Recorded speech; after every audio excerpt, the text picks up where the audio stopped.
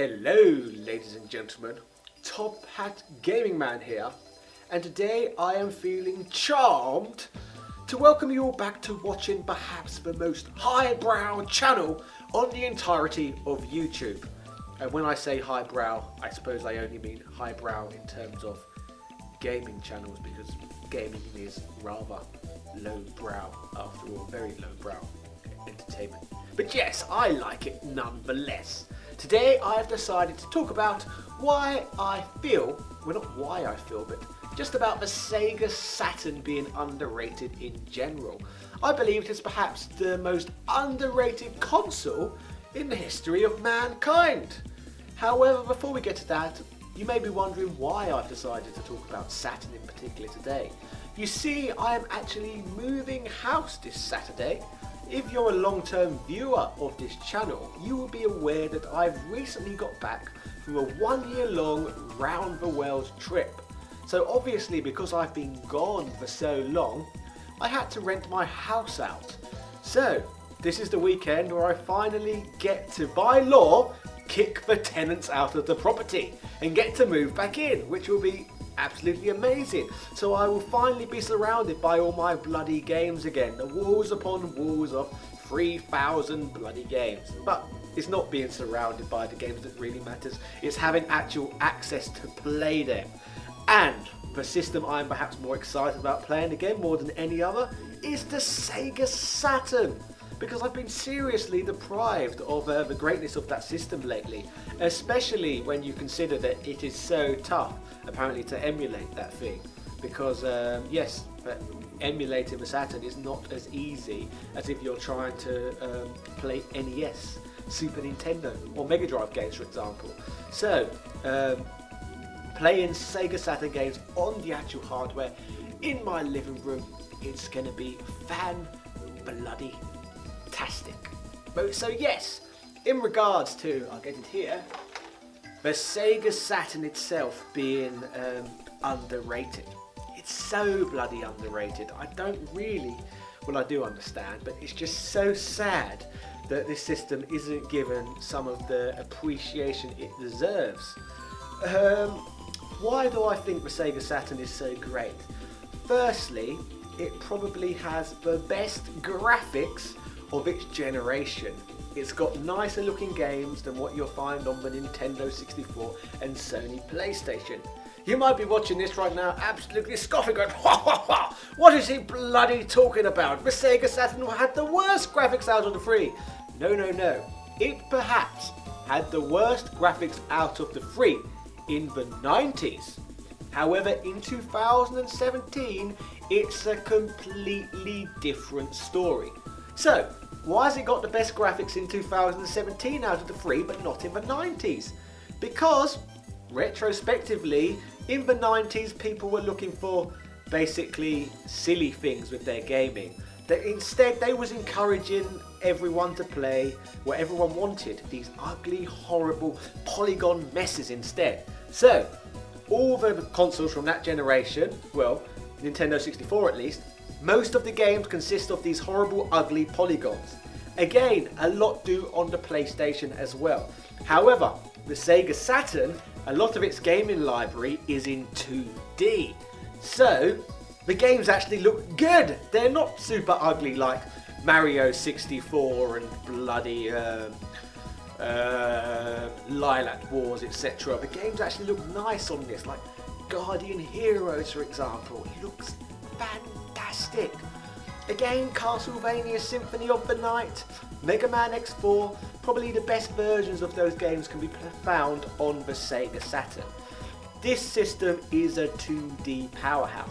So, if you enjoy the Super Nintendo era of gaming, the Mega Drive era of gaming, then you'll probably like the Sega Saturn too, because it's basically the next step in 2D gaming. After the Sega Saturn's 2D games, and I suppose we had quite a few on the PS1 as well, after that 2D gaming died for a long time, and it didn't really make a return to the mainstream until we started getting all those nice indie games on Steam. So yes, we lost 3D gaming for quite a long time. It was a casualty of the times, and instead we had to put up with horrible polygons.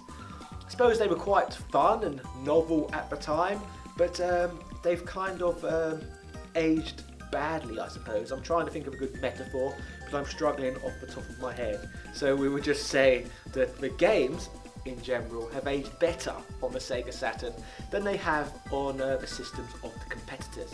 Another thing as well, remember the Nintendo 64 controller? It was bloody a little bit uncomfortable, wasn't it? It had that analog stick, and if I remember, I always used to play it and I used to get a sore thumb, and it used to actually imprint on my thumb and really hurt. And then also, really, that console looked like it was designed for someone who had 3 hands rather than 2, which was rather silly as well. This is how a controller with an analog stick should look like. Here we go, the Sega Saturn controller. Again, a much nicer piece of equipment than the PlayStation controller at the time and the Nintendo 64 controller too. It's actually comfortable to hold. Would you believe that? In a way as well, it's kind of like a prototype Dreamcast controller, I suppose. And personally, I don't think a controller came along what was able to match this until the GameCube was released either. So this was probably the best controller we had on the market back then. Also, in regards to the Sega Saturn, we also have a nice variety of 3D games too. They're bloody ugly, I'll tell you that, like the Nintendo 64 and the PlayStation ones. But you've got a lot of decent, ugly polygon games to play too. Like you've obviously got Nights into Dreams, needs to be bloody played. Even Miyamoto likes it, and he hates everything what's not Nintendo. Who else? What else do we have? Sorry, Pandragoon Saga, again, a JRPG, which is better than any that's available on the Nintendo 64. There's none that can match it. And on the Sony PlayStation as well, the only ones in its league, I suppose you've got the Final Fantasy games, 7, 8 and 9, which are all good, but again, Pandragoon Saga is a breath of fresh air and plays completely differently, kind of like, a bit like, kind of if you mixed Final Fantasy and Star Fox into the same game. That's when you get Pandragoon Saga. And obviously you've got the actual Pandragoon Rail shooters as well, which many people would debate are better than Lilac Wars. Personally, I think they're pretty even, but again, decent, ugly polygon games, and the list goes on and on and on. Also, the Sega Saturn, it actually came second in Japan in the console wars, not third. It actually beat the Nintendo 64. So the Sega Saturn beat Nintendo on their home bloody soil. Sega defeated Nintendo in Japan. Like, how crazy is that? And due to the fact that the Sega Saturn did significantly better in Japan than it did in the rest of the world, where I believe the Nintendo 64 was the second most popular product of the generation. Because the Sega Saturn did great in Japan, there is a ridiculous amount of the great Japanese exclusive games out there. So if you're an import fan, it's probably one of the best import systems to purchase too. There's just so much good Japanese content out there, which is worth getting your hands on, I suppose. So yes, the Sega Saturn beat Nintendo in the land of the rising sun, or the Orient, or whatever politically incorrect term I can think of for the nation of Japan. Something else, in which I've pointed out on this channel before, is that the Sega Saturn actually has a bigger and better library than that of the Nintendo 64 as well. Like, would you believe that? Like, a lot of people genuinely believe that the Sega Saturn doesn't have any games for the system, which is outrageous when you think about it. There is so many great titles, whereas the Nintendo 64, although great, there's just a few standout titles which people keep going back to play. Like I said, Mario 64, Mario Kart, and the games by Rare. And perhaps you could throw Smash Brothers in there as well, and that's basically the Nintendo 64's library. The Sega Saturn's library has a lot more depth than that. There is a ridiculous amount of great 2D games, and you've got your fair share of ugly polygon ones too, which I've talked about as well. So yes, there is great depth to the Sega Saturn, far more than the Nintendo 64, as I said. I suppose it even gives the PlayStation a run for its money to some degree too, although that may be a little bit of a stretch, actually thinking about it. So yes, that's the main reason reasons, I suppose, why I believe the Sega Saturn is underrated. Because it's a great system with a great library of games. And it's got a great diversity to it as well. Some 3D games, some 2D games. And like I said, my personal belief is it's better than the Nintendo 64. And many strange people out there view the Nintendo 64 as one of the best consoles of all time, which I've always found rather baffling, if I'm honest.